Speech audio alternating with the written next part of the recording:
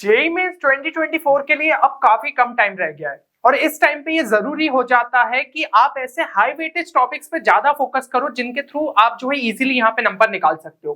तो आज का जो हमारा वीडियो है उसमें हम आपके लिए ऐसे 5 टॉपिक्स मैथ्स के लेके आए हैं जिसके थ्रू आप 60 प्लस मार्क्स तक जो है ला सकते हो।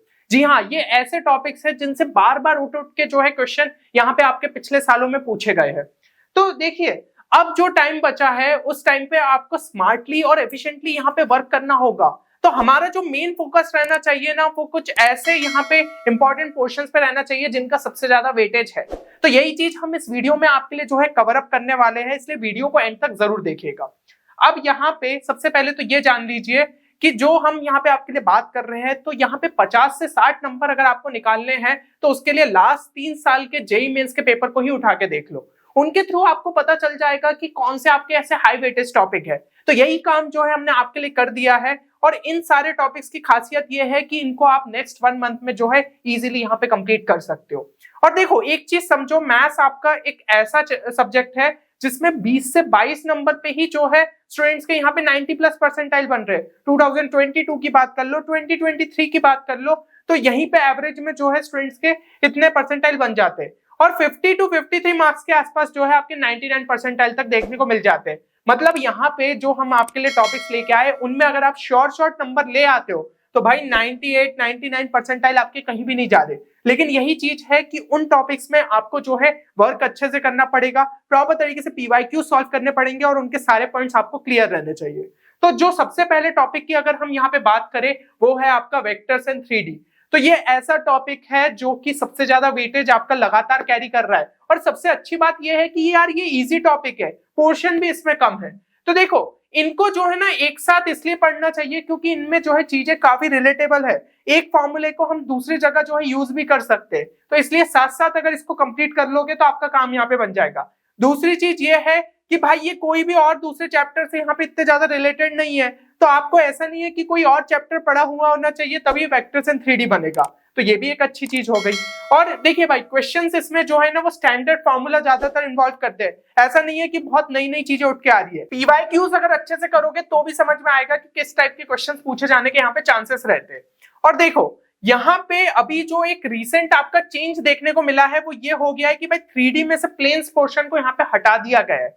तो लगभग एक क्वेश्चन जो है यहाँ पे देखने को मिलता था पिछले सालों तक, लेकिन अब अगर इसको हटा दिया गया है तो कहीं ना कहीं एक क्वेश्चन का जो है हमें थोड़ा सा यहाँ पे रिडक्शन देखने को मिल सकता है। वैसे तो वेक्टर्स एंड 3D एक अच्छा खासा वेटेज लगातार कैरी कर ही रहा है। जैसे कि मैं यहाँ पे आपको 2023 के स्टैट्स दिखा रहा हूँ, तो 2023 में अभी जो है आपकी टोटल 24 शिफ्ट्स हुई थी दोनों अटेम्प्ट मिला के, और उसमें number of question vector 3D से पूछे गए थे 114। तो अगर भाई 114 को 24 से भी डिवाइड करो तो एक एवरेज अगर अपन जानने की कोशिश करें तो पर शिफ्ट लगभग 4.75 रहे।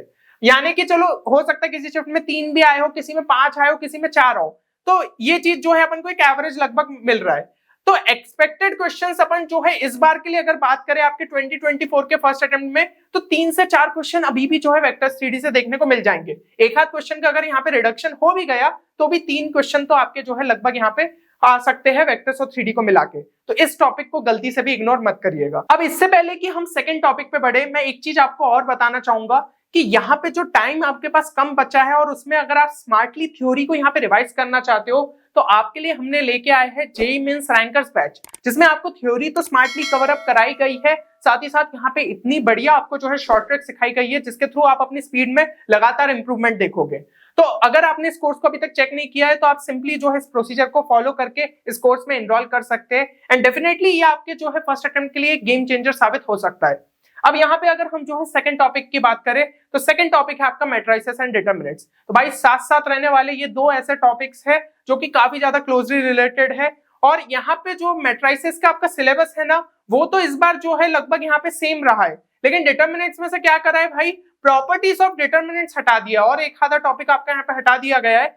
तो भाई प्रॉपर्टीज ऑफ डिटरमिनेंट्स अगर हट भी गया है तो इसको ना आप जो है ऐसा नहीं मान सकते हो कि कंप्लीटली हट गया है, क्योंकि डिटरमिनेंट्स के बाकी टॉपिक रखे गए और प्रॉपर्टीज तो भाई कहीं ना कहीं यूज होती ही है। तो पढ़ के जाना है प्रॉपर्टीज ऑफ डिटरमिनेंट्स, ये उनमें से एक ऐसा टॉपिक है जिसको भलाई दिखाने के लिए सिलेबस से रिमूव कर दिया गया हो, लेकिन कहीं ना कहीं क्वेश्चंस में यूज हो सकता है। तो इसको भी भाई अच्छे से करके जाओ। इसका मतलब आप मान सकते हो मैट्रिसेस डिटरमिनेंट्स में से ज्यादा कुछ नहीं हटा है। तो टेस्ट ऑफ कंसिस्टेंसी एक ऐसा टॉपिक है आपका, ठीक है ना, कि consistent solution, inconsistent solution, solution of simultaneous linear equation in 2 variable 3 variable. तो ये वाला जो टॉपिक है इससे एक क्वेश्चन ऑलमोस्ट फिक्स है। आप मतलब अगर डिटरमिनेंट से क्वेश्चन एक्सपेक्ट कर रहे हो तो इसमें से पूछे जाने के बहुत ज्यादा चांसेस रहते हैं। तो यहां से एक क्वेश्चन मान सकते हो और एक आता मैट्रिसेस से। तो लगभग एक्सपेक्टेड क्वेश्चन यहाँ पे 2 है। अब 2023 के स्टैट्स भी अगर देखो तो total number of question in topic से आए थे 51, टोटल शिफ्ट्स हमारी 24 थी, एवरेज मतलब 2.12 था। तो ज्यादा चेंज देखने को नहीं मिलेगा, इसलिए हम एक्सपेक्टेड क्वेश्चन यहाँ पे 2 मान ही सकते हैं। अब जो है अगले टॉपिक पे अगर अपन चले तो थर्ड टॉपिक है हमारा एओडी और फंक्शन। ये भी बहुत ही क्लोजली रिलेटेड चैप्टर्स है, तो इसलिए इनको एक ही बकेट में यहाँ पे रखा गया है। और देखो भाई, इनसे जो है ना ज्यादातर क्वेश्चन आपके एप्लीकेशन बेस्ड रहते हैं, ठीक है। ये जो है ना अच्छा खासा मतलब स्टूडेंट की थिंकिंग स्किल्स को इन्वॉल्व करते हैं। तो अगर थोड़ी प्रैक्टिस कर ली, पीवाईक्यूज भी समझ लिया ना, तो आपको समझ में आ जाएगा कि इस टाइप के क्वेश्चन ज्यादा मुश्किल नहीं रहते। और देखो क्वेश्चंस को ना थोड़ा सा मिक्स रखा जाता है कि भाई हो सकता है फंक्शन में थोड़ा एओडी का कॉन्सेप्ट यूज हो जाए या फिर एओडी में थोड़ा फंक्शन का कॉन्सेप्ट यूज हो जाए, तो साथ साथ पढ़ोगे तो काम बन जाएगा। एक मेजर रिमूवल यहाँ से जो कि हमें देखने को मिला है वो है टेंजेंट्स एंड नॉर्मल्स। ये वाले टॉपिक को रिमूव कर दिया जहां से क्वेश्चंस आते थे।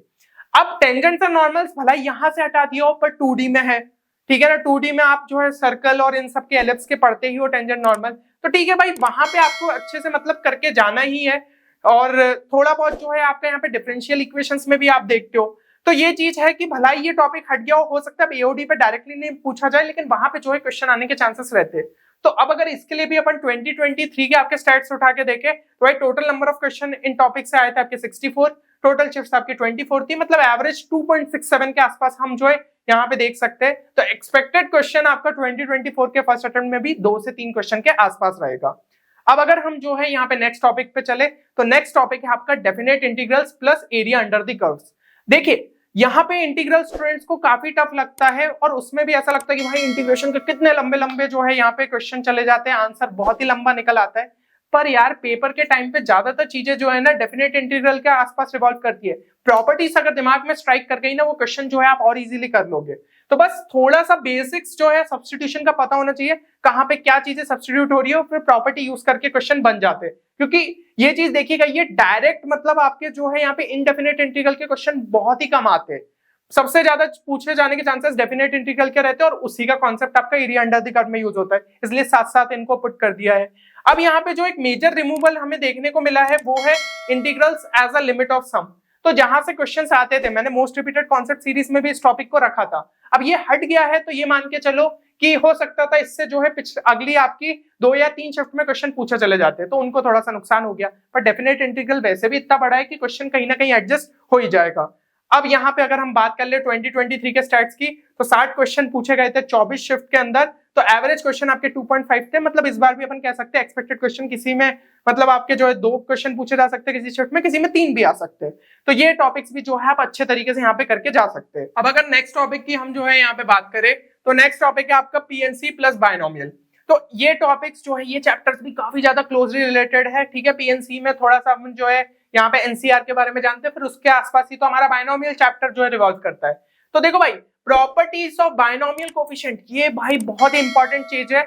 ये एक इंपॉर्टेंट टॉपिक था और इसको जो है आपका यहाँ पे रिमूव कर दिया गया है, ठीक है। और बाकी जो है रिसेंट ईयर में ये चीज देखी गई है कि दोनों ही चैप्टर्स यहाँ पे जो है काफी अच्छा वेटेज कैरी कर रहे थे आपके अलजेब्रा में। पीएनसी का तो लगातार वेटेज जो है यहाँ पे बढ़ता हुआ ही देख रहा है, तो इन चैप्टर्स को इग्नोर करना मतलब एक बहुत बड़ी गलती रहेगी। अब 2023 के स्टैट्स उठा के देख लो, अब 2023 के स्टैट्स उठा के देख लो भाई, दोनों से जो यहाँ पे क्वेश्चन पूछे गए हैं 90 क्वेश्चंस सिर्फ भाई, मतलब पीएनसी बायनोमियल मिला के भाई 90 क्वेश्चंस पूछे गए 24 शिफ्ट में, मतलब एवरेज 3.75। सो हम कह सकते हैं एक्सपेक्टेड क्वेश्चन यहाँ भी 3 से 4 है। बायनोमियल तो ऐसा टॉपिक है अकेले से ही कई बार उठ के 2-2 क्वेश्चन आ जाते। एक हाथ शिफ्ट याद है मुझे जहां पे 6 क्वेश्चन 5-6 क्वेश्चन आ गए थे। तो भाई कभी कभी तो भाई किस्मत खराब रहती है कि एनटीए किसी चैप्टर का बहुत ज्यादा वेटेज कर दे, पर अगर अपन एवरेज बात करें तो 2-1 क्वेश्चन यहाँ पे हम एक्सपेक्ट कर सकते हो। और अगर पीएनसी से भी 2 फंस जाए तो फिर तो टोटल 4 क्वेश्चन फंस सकते हैं, पर 3 तो आप लगभग जो है यहाँ पे मान सकते हो। तो ये आपके जो है टॉपिक्स हो गए। अब यहाँ पे अगर मैं आपको एक बार समराइज कर दूं तो देखो भाई, वेक्टर एंड 3D के जो एक्सपेक्टेड क्वेश्चन है वो हमारे 3 से 4 है। मैट्रिसेस डिटरमिनेंट्स के हमारे क्वेश्चन 2 लगभग मान सकते हैं, एओडी फंक्शन के 2 से 3, फिर आपके डेफिनेट इंटीग्रल्स और एरिया अंडर द कर्व इसके भी 2 से 3, और बायनोमियल और पीएनसी के भी हम जो है 3 से 4 लगभग मान सकते हैं। तो यहाँ पे अगर हम टोटल बात करें तो अगर आप मिनिमम इस पे भी ले तो 50 तो आप नंबर्स जो है यहाँ से निकाल सकते हो, मतलब 50 से 60 अगर हमारी किस्मत अच्छी रही कि भाई हाँ जितने हम जो है मैक्सिमम क्वेश्चन मान रहे वही आपके शिफ्ट में फंस गए। अब लेकिन अगर आप जो है इस कोड तक इसके आसपास रहना चाहते और इनकेस जैसा कि मैं बोल रहा हूँ किसी शिफ्ट में ऐसा हुआ कि एनटीए ने थोड़ा सा गेम खेल लिया हमारे साथ, किसी का वेटेज एकदम से कम कर दिया, तो थोड़े से बैकअप चैप्टर्स भी तो हम रेडी रख सकते हैं।